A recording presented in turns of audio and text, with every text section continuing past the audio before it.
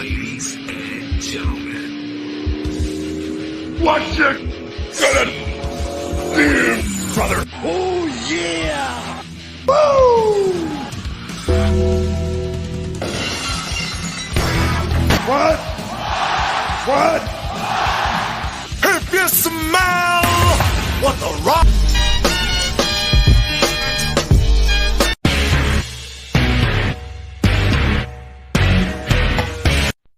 You got the wrong guy. I'm the dude, man.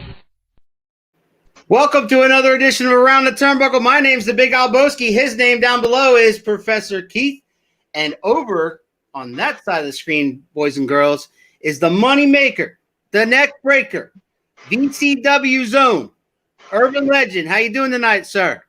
Doing good, man. Just doing what legends do. Chilling. Enjoying Sunday. That is excellent. We are off and running. The comments will come very quickly within the next 5 minutes. Before we get going, I want to, on a program note, I want everybody to tune in tomorrow when we have, as our guest at 6 p.m. tomorrow, we have Rebecca Payne, the queen of hardcore. And I'm a white whale to a degree. We've rescheduled her twice. This is her last chance, and she knows that. So well, I wasn't being mean. I was just saying that's kind of our white whale. We've been trying to track her down for a while, and I think now we finally got her. No disrespect to Irvin, we love having him here too, but I'm feeling a little good about this delayed interview. You know, that delayed anticipation. That's what it's about in wrestling. All right, man. My first question to you, sir, and get us off and running is, once upon a time, young Urban Legend got into wrestling when he was a kid. Who did you watch? Who was your influences? What gave you this passion for this business? You know, my childhood wasn't the best. I had bullying. You know, kids my age were doing Yu-Gi-Oh cards, Dungeons and Dragons. I think tech decks were big. Tech decks, yes. Kicking happy sacks and drinking Fagos. I didn't do none of that because I was an athlete. I never fit in with the normal crowd. My escape was wrestling. Yes. So I've been playing sports since I was 8. I fell in love with wrestling at 9.5. Everybody else is, you know, doing like knickknacks and whatever them skateboard tricks are called. I was watching wrestling. So like when I was growing up, it was the Attitude Era. It was WWE. I had The Rock, I had Stone Cold, Guerrero, Malenko, Benoit. Pretty much anybody with larger than life personality. I'm like, I want to be one of those people on TV because I know it's not like that in real life. You know what I'm saying? So like, I started doing rapping too. Yeah. And I already had the Urban Legend name as my underground battle rapper. So transitioning to wrestling was pretty easy for me. All right, So fast forward to that. So when did that passion turn into, all right, I want to do this? Well, I lost my mom at 14, first year in the freshman year. Mm-hmm. Made a promise that I'd be like The Rock, one of the people we grew up watching. So I didn't really try out until I was like 17 and a half. And I couldn't afford the lesson, so I had to wait a year or two. I had to wait till I graduated high school, and then I started taking classes at maybe 19. Went pro at 20. Started hitting the territories at 21. Been doing it ever since. Yeah, so it's been, what, 5 or 6 years then? About 5.5. Yeah, 5.5. So the entire time for VCW? No, I debuted in VCW in late 2018. Okay. So I'm still pretty new. But I already know I'm better than the entire roster. So you might as well say I've been there forever. All right. There's confidence there. Yeah, there's no lack of confidence with this guy, ladies and gentlemen. All right, so let's get into VCW then. Your greatest rival seems to be one Paul Brown, the current U.S. Liberty champion, right? Yeah, that little, chocolate dip donut, Phil Brown. Listen, I single-handedly made him relevant. He used to be hot, back in like 2002. Then he fell off because that's what flash and pan do. They fall off. They get hot, they cool down, they're gone. So I might have lost the match, but I made him relevant. I did what I said I'd do. I made Phil Brown into a star. Wow. That's what I do. I make people relevant again. I made Phil Brown relevant. Mhm. Jake Hollis relevant. Yeah. I didn't even say I put a little fire under Gangrel. That's what I do. I'm a star maker. Okay. You know what? How is it whenever Phil Brown's mentioned, my name is right behind him? He's never mentioned without me. I've noticed that. Yes. You can't really knock that, but I gotta say, you're saying you lit a fire under Gangrel. I mean, Gangrel's been to the dance. He's a guy that I think Attitude Era fans of WWE are certainly going to remember. I remember him. I thought WWE kind of missed the boat on him. There was something there. Are you saying he's fallen off, and you're the guy that kind of brought him back a little bit there? Or? I'm the guy that tested how good he really was. I'm the guy who tested, can he still go? He can go. Yeah. I was like, damn, this guy, this doesn't happen often. Maybe I was wrong about Gangrel. This guy's kicking my ass. But I will say that I like to think that I put a fire on him as a young guy that wants his spot. And he told me, kid, you're not ready for that spot yet. That's what happened. I'm humble. I can be humble.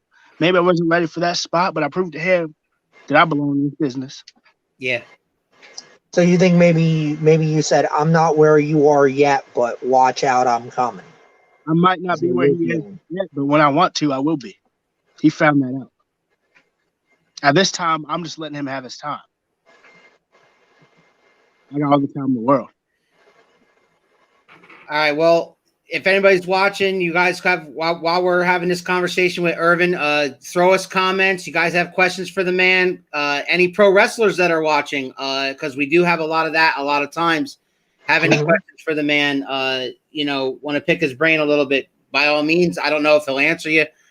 It's up to him. But whatever you guys want to throw at him, like bring it on in. We love the community we've got. And the community makes us better. Yep.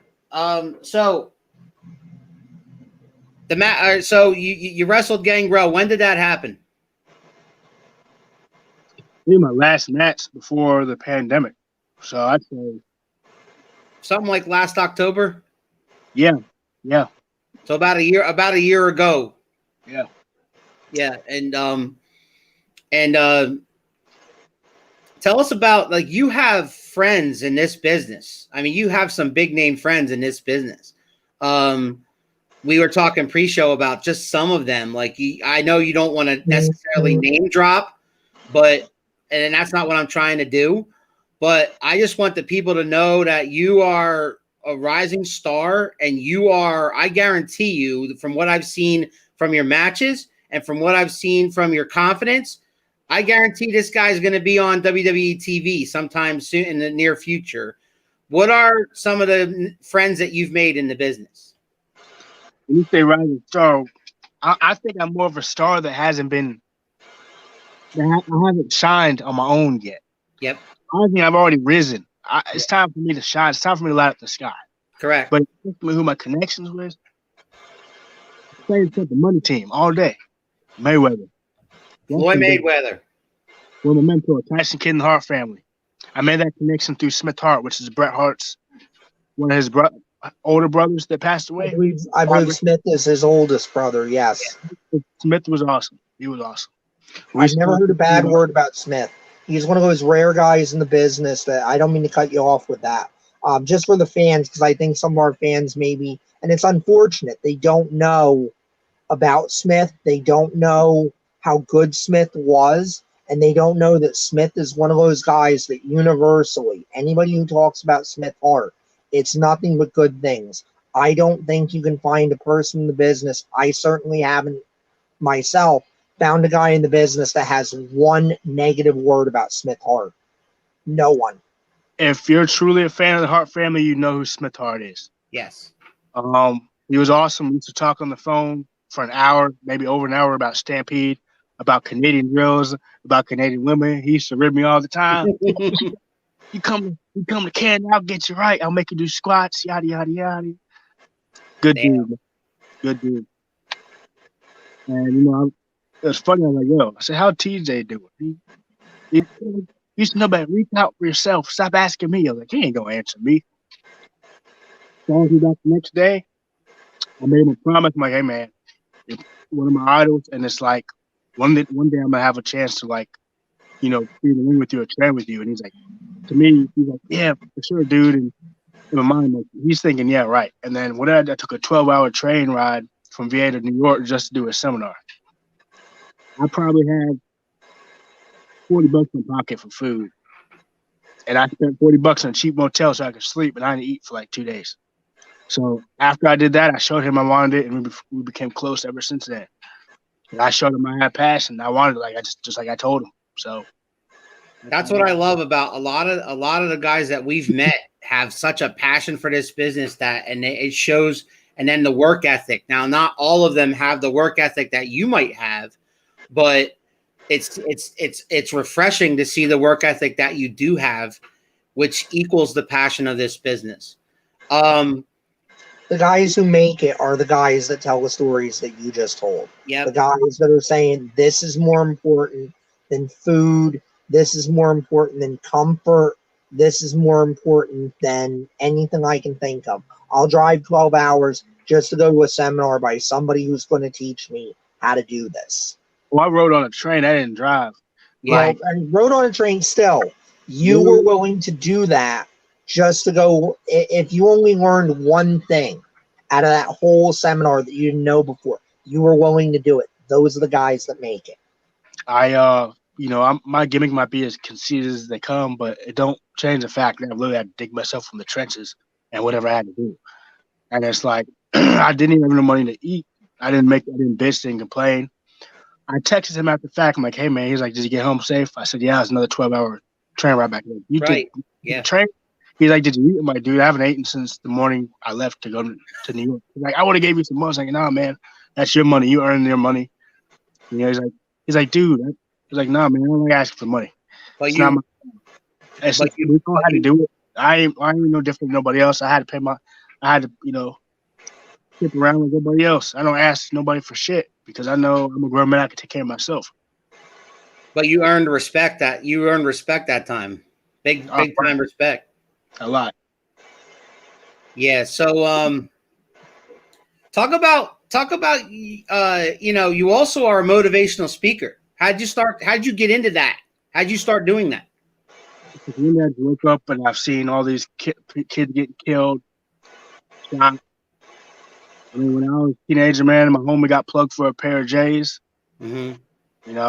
I've had to go through it myself. So it's like, if I can spread my story to the kids, living on the streets, I mean, being in the streets is cool. You get respect, but it's from the wrong people because they ain't there for you when you need somebody. They'll rat you out in a second or they'll kill you. You only got one life. Why are you going to spend it dealing drugs, making fast money? Fast money is dumb money. Yeah. I'd rather make the money that takes a while to earn to where I can make a family off of than making money slinging dope and get killed at a young age. I've seen it all. I've been around it all. Maybe the entertainment business, I've been around everything imaginable. So it's like, I want to stop these kids from making dumb decisions. If you want to live to your 50, 60 and have a kid, drive that Mercedes you want so bad, you ain't going to get it slinging drugs.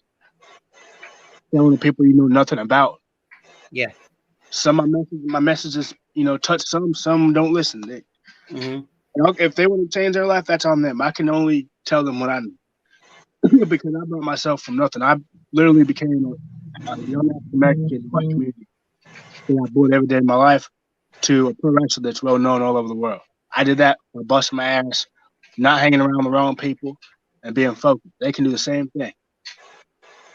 So let's backtrack a second. Interrupt you, but I just want to say it's so wonderful what you do that, and then you take your experience for that, and I applaud that. I do. That is one of the best things you can do in the world is take your experience, go out there, go in front of kids, and say, look, you could go down the wrong path, like I was for a while, but there's hope. If you make the wrong decision, you can still make the right decision. You can still backtrack and not do that to yourself. So, I mean, that's wonderful to me. I got scars on my body. Got, 2 holes right here from bullets, and then I got a stabbing in my stomach. So,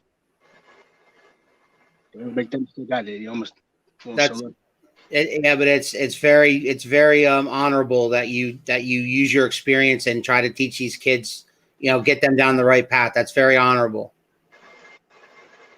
I mean, for their kids. I mean, if their parents ain't do it, who's going to do it? Sometimes these kids are born into drugs and failure, so it's like nothing against the dad and mom, but they don't care enough to teach their kids the right way to live. All they know is violence. And I have a brother who used to be on the streets and used to be down the wrong path, and he hit rock bottom, and he now does the same thing you do. And he's right here. TJ Spitter says, major salute, giving back to what was given to you.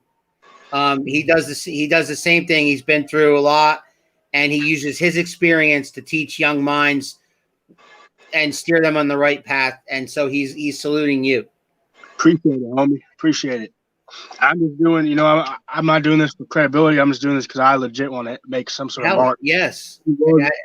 Outside of wrestling, because me, I'm more than just a wrestler. I'm a man with a message, whether it's in the ring or outside the ring. I just want to tell people, if you want something, ain't nobody gonna stop you from. The only person stopping you from being something is yourself. Yes. You make dumb choices, you're gonna be a dumb. But if you focused, you can't. There ain't nothing you can't accomplish. They told me doctors told me I never walk, play sport. They told me I'd never pass. I'd never get out of high school, pass high school. They told me I'd never be nothing. I'm a pro wrestler at 18. I did everything that people told me I couldn't do. Chrissy says, thank you for the work you do. I appreciate it. Thank you for, acknowledging me. Alex says, hey, guys. He also says, yep, you're damn right. Yep. Alex is a friend of the show, and Alex is a future guest, Keith. He is also a wrestler. Okay. Looking forward to it. Yeah. So Irvin, let's backtrack. Your affiliation with you're known as the Moneymaker, the Neck Breaker, and you are part of the Money team. How did you get involved with one Floyd Money Mayweather? Well, I called my dad because he's right here, like right in my chest, the sternum area. Yeah. And when my heart beats. It don't beat red. It beats money signs all day. Yes. The first 2 years in business, I was money, Floyd Mayweather, yada yada yada, promos. I did my best to emulate him. One of my homies is the head security. His name is Greg De La Rosa. He's a head security guard for the Money team. Yeah. I said, what's the chances of me getting in contact with Floyd? He's like, you got about a better chance of becoming president. I said, okay. I said, how about I take a flight to Vegas and try and catch him on the training sections? Like, you're really gonna do this? Like, you damn right I'm gonna do it. So I took a flight to Vegas. Lo and behold, he was in the gym. Paid my fee for $50. I said, hey, I'm here to train. I'm here to cut promo in gimmick. Since you did dirty work, I'm a pro wrestler. You're my inspiration. Can I cut a promo in front of you to try and impress you and see if I can get, take some of your time to get some advice? I did it. Everybody there was speechless. Floyd was like, damn, if I ain't know any better, I'd say that was me. So then he pulls me aside and we talk. I tell him I came from Broken Hill like him. And then he's like, hey, dude, like, I don't know you, but I feel like I've known you like you've one of my kids. I said, hey, he said, what you do again? I said, I'm a pro wrestler. He's like, okay, so not boxing. I'm like, nah, but the way I move a ring, I try to emulate you with my footwork and my punch. He's like, okay, can I see a match? Show him the full ground match. He's like, okay. He's like, all right, well, I don't normally do this, but I want to give you like a discount to some training sessions. So I did that for about 2 months, and then he's like, hey, I'm gonna take it a step further. I said, hey, I got another spot on the Money team. You interested? I'm like, what? He's like, yeah, but now after you're on there as a wrestler, so like, right. What you got to do is wear my merch and cut promos, and like I'll acknowledge you and stuff. I'm like, okay. So I talk to him maybe once a month if I can.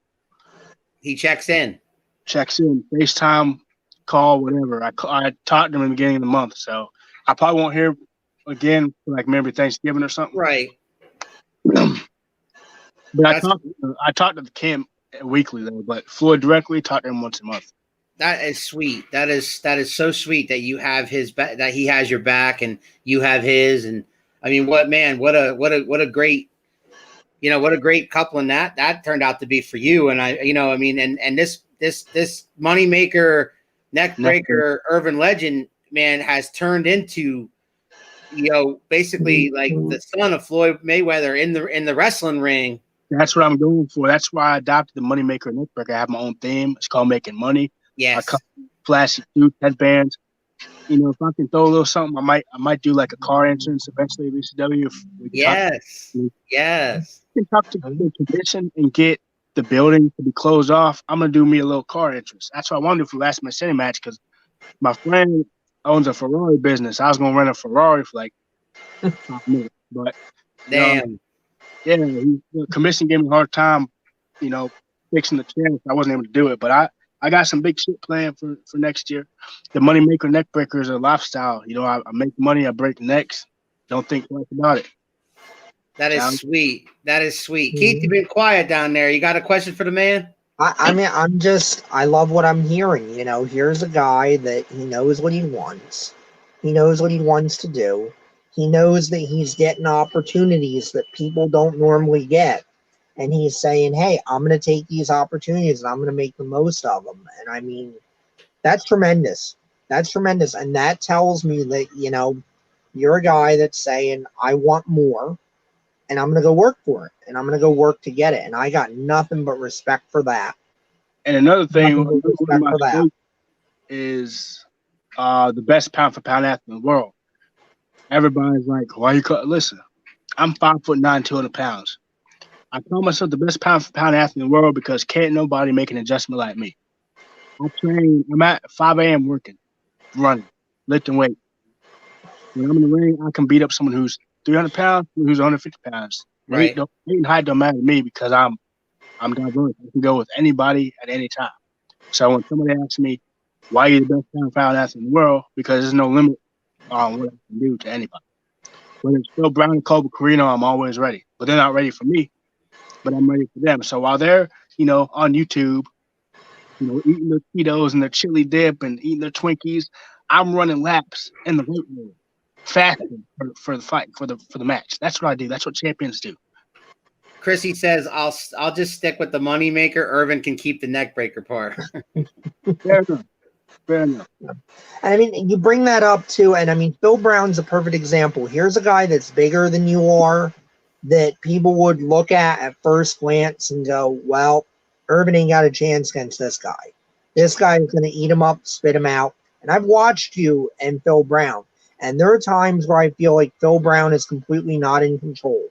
And there are times where I've seen Phil Brown seem to be in control, and you with the mental part of it, the mental capacity, with the physical, you find your opening and you go, up, he threw the leg the wrong way. I'm going to grab the leg and I'm going to punish him with the leg, or I'm going to punish him with the arm. I'm going to see that opening and I'm going to take that opening and I'm going to make the most of it. That's old school stuff, and Colby Carino's no slouch too. He's working Ring of Honor. We all know about his father, Steve Carino. Steve Carino, one of my favorites from ECW, and just everything he did is slick. You cannot discount a second-generation wrestler and what he gets from that. So, I mean, you're in there with some pretty tough company, and you hold your own, and you find a way. Colby took offense to me because I told him, I said, I'm the greatest first generation. I said, I didn't get in the business because of my daddy. I got here because I got talent. Okay? Wow. Mostly, I could see where he might be a little miffed about that. It was a work shoot. I meant what I said. I said, you had it easy, kid. You were born with a spoon in your mouth while I had to dig the spoon out the dirt just to eat. I didn't have no dad to be in the bring. I had to go through hell just to lace up my damn boots, and you had it made. So don't sit here and say, I want it. You had it already. I'm still starving. You've had buffets already. You're good. He's really good. And while we're talking about Phil Brown, on a serious note, he's like a dad to me because he brought me in. You could see the passion in him working. It wasn't just a match. That was the first match, last percentage match that I started crying when I was on my stomach and he was talking to me because that was I think that match was March 14th and my mom's birthday was March 16th and she's passed away. That was a very personal date for me. I don't take credit for that match. That was my mom got him in the entire way. That wasn't me. I felt a different energy in that ring. I was in gimmick and I ended up breaking kayfabe, but nobody knew. Right. But until I left the ring and I was crying with tears rolling down my face, like, why are you crying? I said, you know why I'm crying? Because I'm stuck in Norfolk, Virginia, and it stinks in here because I'm in the ring. Alex Castro says, it's not the size of the dog, it's the fight in the dog. It is. I've been trying to say that, and I didn't want y'all to get twisted. Me putting down second, third generation, but let's be real. They work hard like everybody else, but you can't say they got more opportunities than me. Right. I got no family members in the business. I ain't shooting or disrespecting third or second generation, but I don't dare want to hear them say I earned. The hunger is usually stronger when you have to work harder to get it. Yeah. You've been in VCW since 2018, and nothing's going on right now. Pandemic, blah blah blah. You said you don't have any dates booked for the rest of the year, but moving forward, you did mention that you are moving to Iowa soon. Yeah, I got accepted, and I'm going to be going out fall of next year, 2021, for 6 months. Train down there, graduate. Might relocate to Tampa and go train with TJ. I might do both. I might be between Iowa and Florida, which is going to be a lot of work, but I want this so bad. So I want to be all over the place. But I decided to take the rest of the year off wrestling because of personal issue I'm dealing with, and then I just don't feel comfortable performing in a pandemic. Understood. Respect to the workers. You ain't the only one. Yeah, respect to the workers that want to put on shows, but I just can't afford to bring that home to my family, and I don't think it's worth it. It's not. So, do you have a date when you're going to Iowa? When you start? Fall. I can't disclose the date because that's kind of confidential, but I will say fall. Got you. So when we talk about going to Iowa, can we mention exactly where in Iowa, what school you're going to, or is that also confidential? It's the Black and Brave Academy, and everybody knows where that's at. Yeah, we do. We've had someone from that academy on here. Oh, what was it? A week ago? 2 weeks ago now? 2 weeks ago. Yeah, that's definitely a school to recommend there, no doubt. And I mean, you're going to go from there. You're going to go to Florida to train with TJ. And again, I cannot stress enough, this is passion.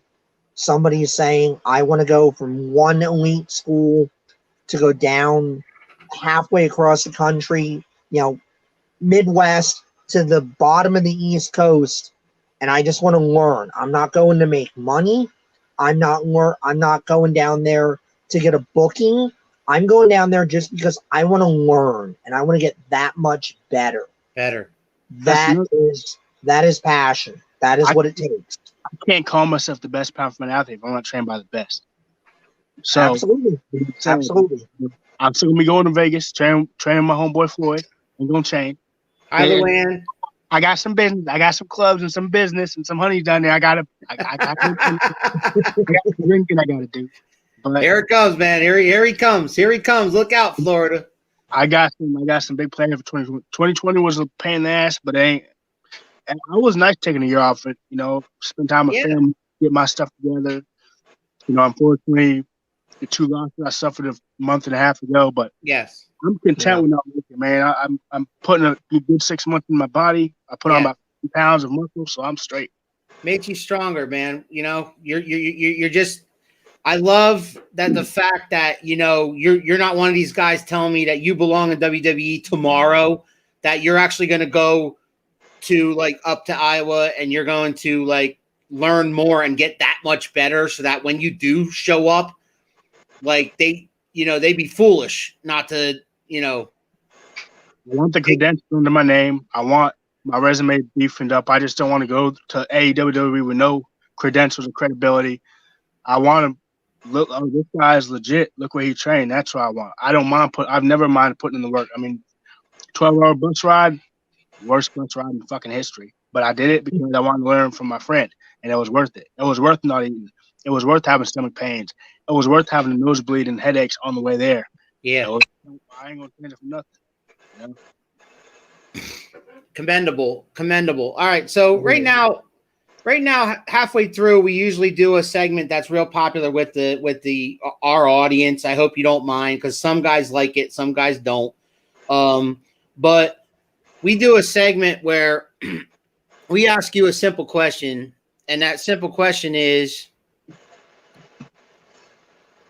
if you could wrestle anybody alive or dead who you never wrestled with, Who would it be, and why? One person, alive or dead. It's hard to pick. All right. Well, we've had guys do triple threats, or right? We've had guys do triple. If I had a triple threat, Guerrero, Yeah. and Owen Hart. Eddie Guerrero and Owen Hart. Yeah, that's a phenomenal. You can't go wrong with either one of those guys. Wow. I would have said the other guy, but I don't want to bring that negativity to that feed. But he was another one of my idols. But I'm gonna leave him alone. Got you. Yep. Got you. Keith, knowing what you know of our guest here, who would you put him in the ring with? You know, and I mean, he comes out with just 2 gold standard guys. It's so hard to He say. said gold standard. I mean, is there anything wrong with Eddie or Owen on any level? No. It really does not get better than those two all around. Owen, I think, is still to some people underrated for how good he was as an all-around performer. I don't think he ever really got his due in WWE. What was that? You gotta think during his time, nobody could touch him in the ring. He was beyond his years in the ring. He still don't get the credit he deserved. Nope. Unfortunately, Brett will always overshadow Owen. Yes. But if you I say Owen's better than Brett. Owen can do everything. Promo. I have to agree with you because Owen also had the promo. Owen as a character, I think, was more well-rounded and better than Brett was. Yeah, I mean, it's hard to ever say you're going wrong on any level with Owen Hart. I think Owen Hart should have been WWE champion. I don't know why he never was. When I was a kid, Owen Hart could piss me off like nobody could piss me off. Owen was great at what he did. Another thing is I hope people know, if you do your research, the game wasn't originally intended for trips. Yeah. That was supposed to go to Owen Hart. Owen was actually supposed to be slated to be world champion, but unfortunately, his life got cut short by accident. Right. I believe he would have been a multiple-time world champion before it was all. Would have been. I think he would have got there. I think he would have got there. You know, anybody knows me knows my fascination with Canadian wrestling. Mm-hmm. The Hart, Benoit. Benoit's another guy. Personally, I kind of feel like he should have called it quits after that Guerrero moment at WrestleMania. That should have been his retirement match. Yes. Yeah. With me. You know, he's another inspiration of mine with him being a small guy. He had to bust his ass to get respect. So if I had a fatal four, I'm going to throw him in there too. Like, it's really hard for me to put a finger on this, but definitely those people, definitely. Now, live, obviously, you know, Seth or Tyson, but. Sure. Yeah. There's a lot of people I want to. I was supposed to face Leo Rush last year, but that didn't happen because he got signed. Right. So now that Turquoise Dreadman is on the Indies again, now he can't run for me because now I want to match Leo Rush. It has to happen. Right. So if Leo happens to be listening, or anyone that knows Leo happens to be listening, Leo Rush has been mentioned on this show a lot. Out there. A lot of you guys want to wrestle Leo Rush. So Leo, if you're listening, Mr. Rush, Mr. Poseidon, looking like you dipped your hair in turquoise paint and left overnight. Once you put the microphone down and stop making god awful music, and you actually want to work, I'm right here. I've been calling you out since 2015. You've been ducking me, so you can't duck me anymore. Anybody watching?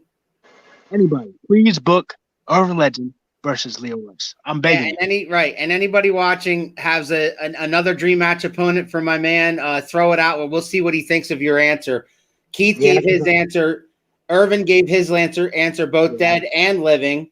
Dead was, in case you didn't hear it, dead was Owen Hart and Eddie Guerrero. Alive was Seth Rollins and Tyson Kidd. Keith kind of echoed that, right? You kind of echoed those guys.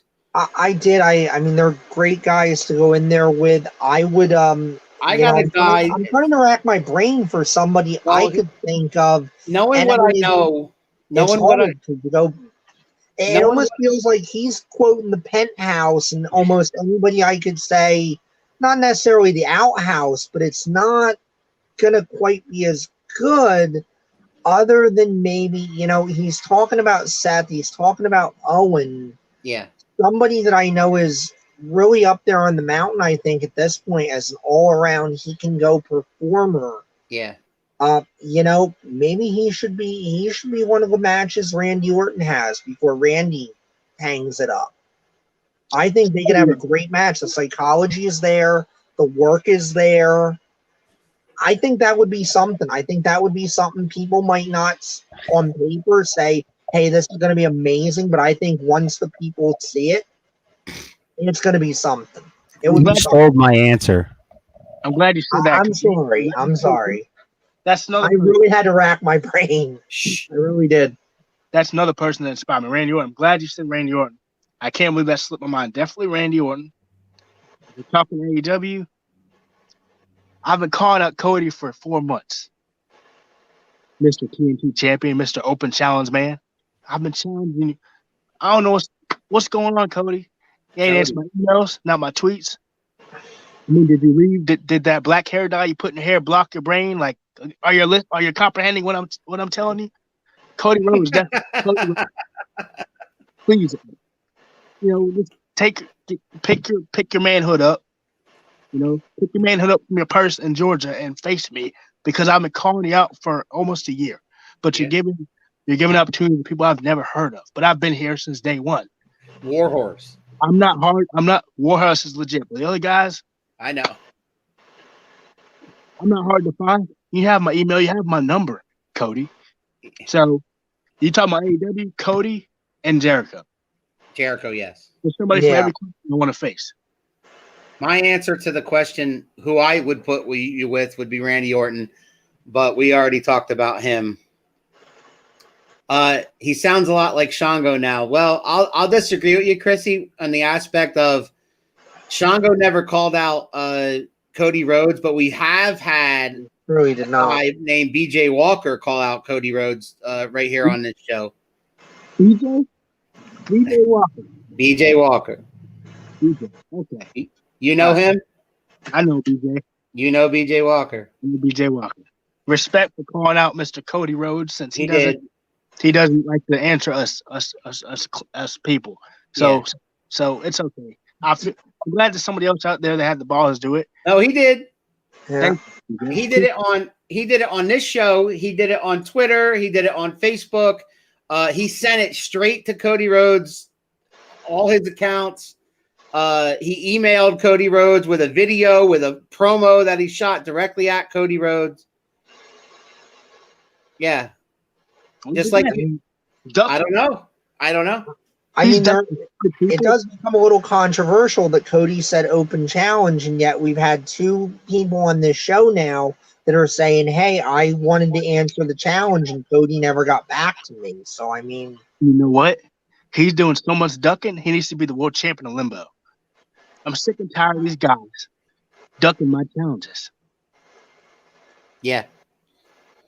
I put myself out there. You telling me you can't? Oh, I'm a fighting champion. Defend every week. Man, you ain't backing up your words. You ain't answering. I ain't backing up from nobody. I got in a fight with Rodney Mack, and I'm still here. What makes me I can't take on Cody? So, do you watch wrestling every week? Do you watch NXT, AEW, WWE, all of it, or any of it? Honestly, I stopped watching the product for a bit because it's painful to watch. Mm-hmm. Competitive bullshit, but I've been catching up. AEW, WWE.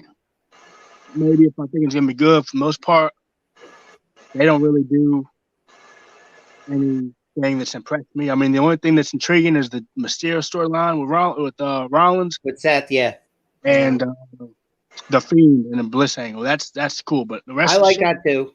I like that too. Keith doesn't like that, but I like that. I'm not as huge on that one. I really enjoyed Roman and Jey Uso from Clash of Champions. There you go.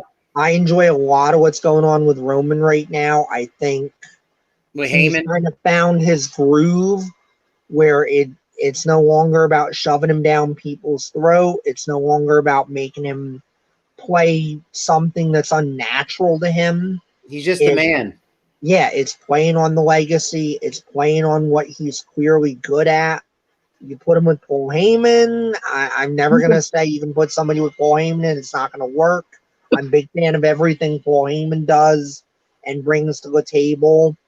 That was one of the first WWE matches I've watched in a long time because I'm kind of famous on this show for kind of having the attitude you have of like, there's not really much going on SmackDown or Raw that I really want to watch. It just becomes like a chore, and I don't want to spend time watching wrestling as a chore. I want to watch wrestling because I'm intrigued, because I love what's going on, because I love wrestling. I love the art form of wrestling, and I get very upset and I get very aggravated when I feel like it's not being done in the right way, or it's being done as a parody or in a way that hurts it. It's disrespectful to the art form. It's disrespectful to you as someone that is a pro wrestler. It's disrespectful to everyone else who is past, present, future, was a pro wrestler. It's just very upsetting because you guys sacrifice so much, and to let somebody who doesn't know what they're doing come along and go, nah, let's make fun of it. No. Right. No. And it's like, you know, here's the thing. It's really hard for me to be invested in storylines anymore. But I'm going to wonder, like, now that Seth Rollins and Roman Reigns are on the same brand, I wonder what's going to happen. Yeah. Right. Yes. You know? That should be interesting. And there's opportunity there, right. You know, because what if Seth now off of Raw has to because Seth kind of has to redefine his identity now. His identity for so long has been, I'm the guy specifically for Monday Night Raw. Now you come over to SmackDown. Who are you on SmackDown? Because I don't think Seth's been on SmackDown since the brand split, since they said, you know, this show is one thing and this show is its own thing. Seth really, actually Seth hasn't been on SmackDown. How do you, when I think about it? Here's my thing. How do you go from, how does Seth go from the Monday Night Messiah? What is he can't call him that anymore. So what happens now? That's going to be interesting. I think so. My mic just ate crap. I can still hear you though. Yeah, we hear you. Because somebody, can y'all hear me? Yes. Mm-hmm. Okay, because I told a certain somebody I'm doing an interview and he decides to call my audio, which fucks my audio. Of course he does. And I'm about to get smacked the shit out of him when I get off of here. So I'm intrigued. It takes a lot to like get me invested in storylines nowadays because everything is like we've already seen it. With my gimmick, I like to think I'm original. I mean, maybe not, but I do my own shit. Mm-hmm. So no, right? Like me and Keith both agree that it because of the pandemic, it's really there's only so much they can do. I really like the Thunderdome thing, but I really miss fans. I miss fans. Like I miss the crowd interaction, the chants during matches, that kind of stuff. I do too. I actually find the Thunderdome very jarring. The first time I saw it was the Jay Roman match, and I appreciate what they're trying to do technologically. Yeah. But I mean, as somebody that has watched it since the early 90s and who goes back and watches some of the older stuff on the network, not as much as some people I know. I know someone that's gone back and dedicated themselves to watching like everything Mid-South that's there. You know, but I mean, it is very jarring. But I do want to ask you too, as a performer, you know, what Seth is going to go through now, where he's lost his identity to a degree because he's been switched from a show. I mean, would you as a performer find that exciting, where you're moved over somewhere and you're kind of like, I know who I am, and I know that the audience is familiar with me, but this I don't want to say rut. Like, I've done this particular gimmick for so long, now I kind of can't do that gimmick anymore because I've changed my circumstances. I mean, as a performer, is that exciting to be like, hey, I kind of have to maybe reinvent myself a little bit? I mean, it's another opportunity for him to the Messiah gimmick's set in stone. It's just now it's like now SmackDown's over, has too many stars. Now you got Roman Reigns and Seth on the same brand. How they're gonna do something down the line. You got Big E. I mean, so now it's like creative better come up with something quick. I mean, I think as Murphy on SmackDown still with Seth, they're probably gonna keep that going. They will. I mean, if I was them, I would just do the Messiah gimmick for a few more months, and then when Seth has his kid come back, is like something else. Yeah, because I think they're going to keep that going because I think he's going to like help elevate Murphy a little bit too. Yeah. The only thing I don't agree with is using Aaliyah as a prop because Aaliyah is like 19 and Buddy's like 30. With all this speaking out stuff going on, I don't think it was a good move. That's kind of like, and that's kind of like endorsing having a relationship with someone under 20. So I wonder who was part of that creative process. I wish I was a fly on the wall when they mentioned. I wonder who was behind that. Yeah. Oh, it'll be great. Yeah, good shit. Yeah, good job. It'll be amazing. It'll be great. Shit. They'll love it. With everything going on, she was now. She looks 22, but she's like 19, not even 20 yet. I don't think it was a good move. She looks like she's younger than that, man. Sometimes, like, I know she's got like the body of an 18, 19-year-old girl, but I mean, she like when they do her face or when she's talking, she sounds like she's 14 or 15. Yeah. Was not a smart move. Now, what would have been more intriguing is if Buddy had a thing with Angie. That would have been a little more edgier because now you're messing with Ray's wife. Yes. That's what I would have done. I would have went after Angie to get inside Ray's head. I wouldn't have went after the daughter, but hey. That would have been right. That would have been more interesting. That would have been more interesting, I think, right? Hey, but what do I know? They're millionaires, and I'm still stuck here. So maybe. Oh, stop! You ain't stuck there. Yo, from anybody that's watched this, we ain't stuck there long. And I think most people can grasp at this point they're millionaires because they've had a good run up until now, and now we're maybe starting to see a little bit of the creative burnout and the promoter burnout. Like I like to talk about sometimes, I thought Memphis, for whatever you could say good or bad about their creative, I thought Jerry Jarrett and Jerry Lawler were very smart in terms of the idea of I get 6 months, you get 6 months, we alternate it so that way nobody can ever really get burnt out because right around the time that we might have a personal burnout, I'm ready to hand the book to somebody else. I'm ready to hand the storyline off to somebody else and let them do this. And I mean, Vince hasn't really handed it off for, over 30 years now. There's nobody he truly trusts other than Bruce. The only reason he trusts Bruce Pritchard is because, Bruce has the same mindset he does, and Bruce will just be there to execute the vision. I mean, I don't want to bury a company I'm trying to be employed by, but right. I get that. I just realized after I was saying that, like, we're getting a little too negative, and I don't want to hurt you by doing that. It's an opinion, but I definitely agree with there needs to be some sort of change. Yeah. Mm-hmm. For the past few years, it's been like, are we done yet? Like, I want to see more edge. I want to see more of an edgier product. The reason why they switched from X-Men to more kids is because Linda was running for Senate. That was a flop. Didn't work out too well. Right. And now, so I love the kids, but we need to go back to having an edgier product. Maybe y'all need to stick to watching like Tom and Jerry or something because y'all are kind of fucking up the. I'm afraid that it won't get any better until, unfortunately, until Vince is out of the picture. Whether that means he retires or he passes away, whichever comes first. I don't think he ever will retire. You know what I mean? I don't think he can retire. I think if he did, that would lead to him passing away. And I mean, I have a lot of respect for the idea of, the buck stops here. It's my vision. It's my company.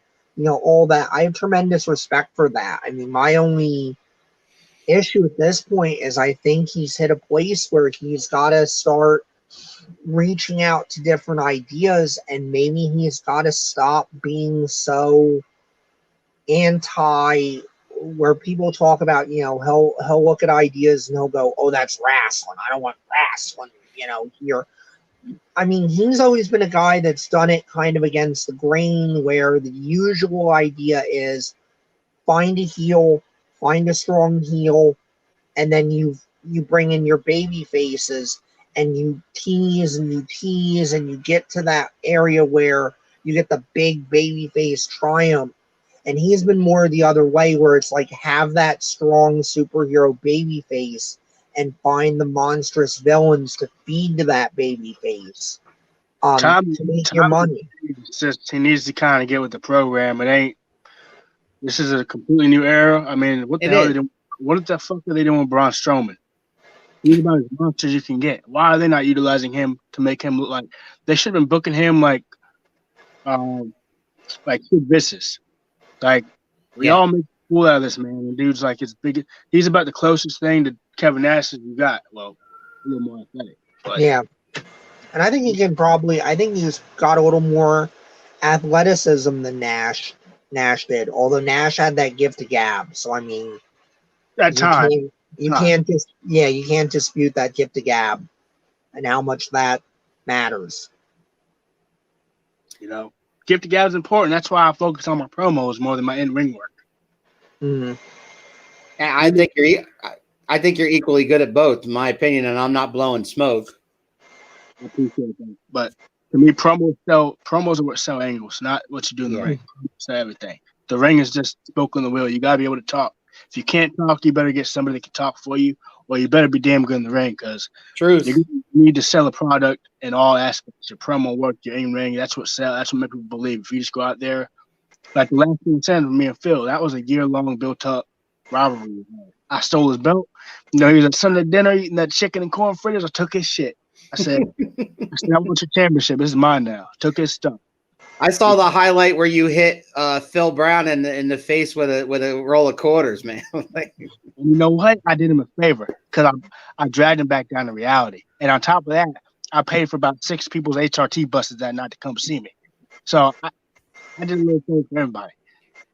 My son's chiming in with Vince's anti-innovation. He sticks to a formula that ain't what it used to be. And he still thinks the formula is working when it's actually dried out. Right. One day he'll figure it out. Yeah, I hope so.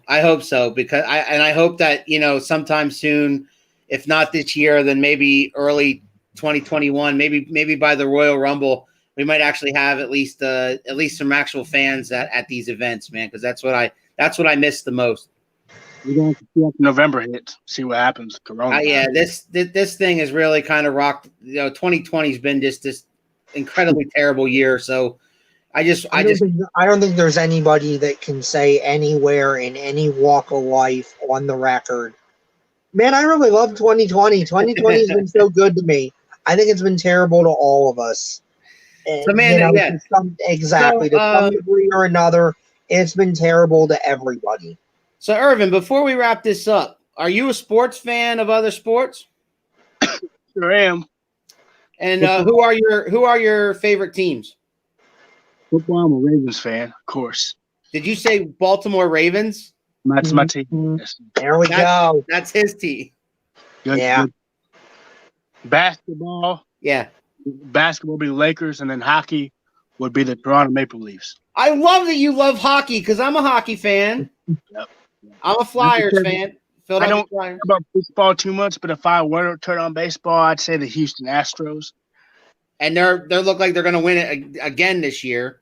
Yeah. So I mean, hopefully with 100% less cheating than last time. I like sports. I mean, I'm more of a boxing fan for obvious reasons. If I wasn't doing wrestling, I would have been doing boxing. That's true. Do you have any favorite boxers that aren't Floyd Mayweather? Muhammad Ali. Tyson, all right. Yeah. Joe Louis. Joe Louis. You're naming classics, man. You must have you dug up and watched some of these guys' old fights? I've studied boxing like nobody's business. I mean, that's when I'm in the ring, I'm always moving around because I throw people off. I mean, Well, because if you're digging up old boxing matches like that, man, have you seen any Sugar Ray Leonard? Not lately. I should actually watch him and Oh, you would love him. You would love him. Larry Holmes is big over here. Because Easton, the Easton Assassin. We're close to Easton. Two towns over from me is Easton, and he is obviously a star. He's got the main thoroughfare named after him. He's got statues. Shout out to the Easton Assassin. Mm-hmm. I'm trying to figure out. Somebody on the Steelers blocked me 2 months ago. I'm trying to remember his name. But I think his name goes by the name of JoJo. I think that's his name. Yeah. Yeah. JoJo the Punk. He blocked me on Twitter. Wow. All right, so you're a Ravens fan. They're doing all right, right? Yeah, I'm just not too happy that it faced the Chiefs for the second game. The Chiefs are right. Mahomes is the man. Mahomes is the man. Yeah, Mahomes is the man, but he better go get tested for COVID because homeboy hugged him. I think homeboy had COVID, so Mahomes might be in trouble. Yeah, and people gave shit to Brady for not hugging Nick Foles. I mean, come on. That's another thing. That's why I don't kiss ass. I'm not hugging somebody I just faced. I'm not even like what I can't stand when I'm in the locker room shaking hands. Look, man, we're working tonight. What do you want to do? I'm not going to buy you dinner, bro. I'm not going to shake your hand. I'll shake your hand. I'm not going to hug you. This ain't a fucking family gathering. We ain't having dinner together. You know what I'm saying? It's business. This is a business. Well, I'm not here to kiss ass and have sleepovers and there's slumber parties and drink beer. Hey, brother. No, man. I'm here to make money and to turn over a household name and to travel the world and buy a very expensive house with my money that I did by myself. Keith, I'm not here by hugging people. Keith, IRVIN Legend's already the GOAT, man. He's already the GOAT. And you say that, and you know that you're going to get it. You at least are going to get a message from Shango. Oh, that's fine. Shango's it's conspicuous by his absence. Shango's usually on commenting every show. Usually, so he must be wrestling or something. Okay. Shango knew where to find me. I'm not hard to find. I'd pay to see that. I'd pay a lot of money to see that. Because at the end of the day, the legend gonna be good. Do you know him? Do you know Prince Shango? I've heard of him. Never talked to him. But look him up. Look him up when you get a chance. So he's something else. He wants a piece of me. I didn't say that. He said that. I didn't say that. Well, I didn't say he wanted to fight. I just said I think Shango's going to be a little bit jealous because Shango's been one of our higher rated guests. Yeah. And now we've got Alan. He has a big following, is what he meant. Somebody else was better. I think he's going to be a little upset. Sorry about your luck there, Prince, but what's a prince to a legend? Not much. Ooh. So if he wants to get the smoke, I'll burn his whole house down and I'll take his fan base because that's what I do. So if he has a following, he thinks he has a following. He does. But just you wait till you get in the ring with me. You call yourself a prince. You call yourself a prince. You step in the ring with me, son. I'm gonna make you serve bread to me because I'll own you in there. I don't want everybody in the ring with. I wasn't trying to shit disturbing. Dude, I love it. I don't care. I love it. I'll make you serve me bread and wine, and then cook my steak for me while I eat it. Damn. So if he really wants to smoke, he can come get it. Oh, damn. Woo! That was my promo for your show. Thank you. Thank you. Shit. Hopefully he hits me up. Prince Sango, huh? Sounds like an unspecified sickness that has not been discovered yet. What kind of name is Shango? I don't know. You can ask him that, I guess. Okay. All right. I got some all right, we're about to get out of here, man. But before I do, we have other shows. We're part of a media group called 2M1L Media. And you can find us on YouTube at 2M1L Media. And I'm not, we can find us right there like that. Our new YouTube channel right there is 2M1L Media. Our other shows that we have on Sunday nights at 8 o'clock, Cypher Knowledge with Chrissy. You saw Chrissy Richards on here commenting the whole show. She was really interested in what you had to say, and she did a lot of thank you, Chrissy, for tuning in, and thank you for commenting and asking my man questions. And mad respect to Chrissy. Her show is off and running, and it's really good. She's got all kinds of mentors, and she's had a bodybuilder on. She's got a sex therapist coming on, I think, Keith, like next week. I think so. Yeah, that ought to be interesting. You know, what? She does podcast. Yeah, that's her podcast right there. Yeah. Yeah, I might give her a like. Yeah, I think you're gonna watch that one. Cypher Knowledge with Chrissy. Yep. I wouldn't be shocked if she wanted to give you a call about some of the motivational speaking. She seems really interested in that.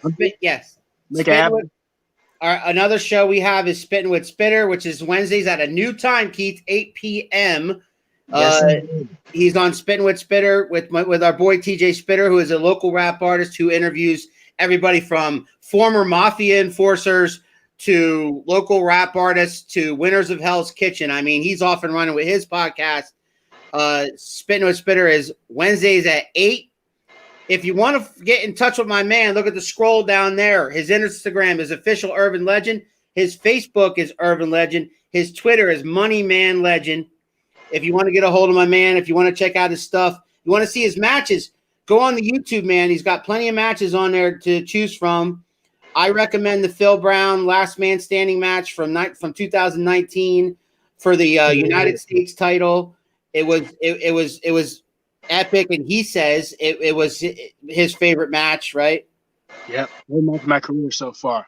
Yep. Yeah, and man, before we get off of here, do you have anything else for us? Do you have any questions or any comments for us?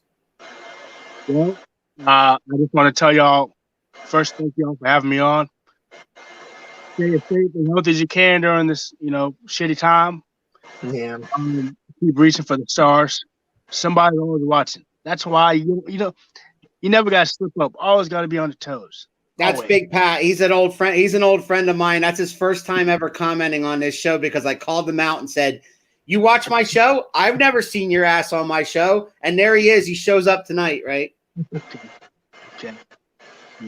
Just gotta, stay healthy and keep reaching out for them guests. And eventually, that like I was saying, when I first broke in, I was reaching out for booking. Now people trying to book me. So y'all are saying you want these guests, they're gonna come to you. You keep spreading, get your name out, get your brand out. You got people hitting you up, especially now with no shows running. Y'all could be getting a guest every week. We're booked every Sunday night. We have a guest all the way up through December. There you go. They are starting to contact me versus the other way around a few months ago. But I mean, we're thrilled. We are humble. We love having you guys on and telling your stories, and you were absolutely phenomenal. Thank you, man. Thank y'all for having me on here. Had some fun. Yo, man, hang around 1 minute after we go off. All right. All right. Keith, you got any parting gifts? Yeah, I just want to thank you for coming on. I mean, like we said at the beginning, we're honored that as you're getting back, trying to navigate this pandemic and everything, that you chose us as the first place to come and talk. Get that fire lit. Get that fire lit, man, because you are going places. You are going to NXT. You are going to WWE. You're going to AEW. Wherever you want to go, you're going to go. Appreciate it, man. Thank you for saying that. And we will see you tomorrow night, 6 o'clock, right here. When our guest is Rebecca Payne, the Queen of Hardcore. Finally, she has come to Around the Turnbuckle. And we'll all see you next time. My man's been IRVIN Legend. This is Professor Keith. Peace. Ladies and gentlemen, What you gonna do, brother? oh yeah! Woo! What? If you smell what the rock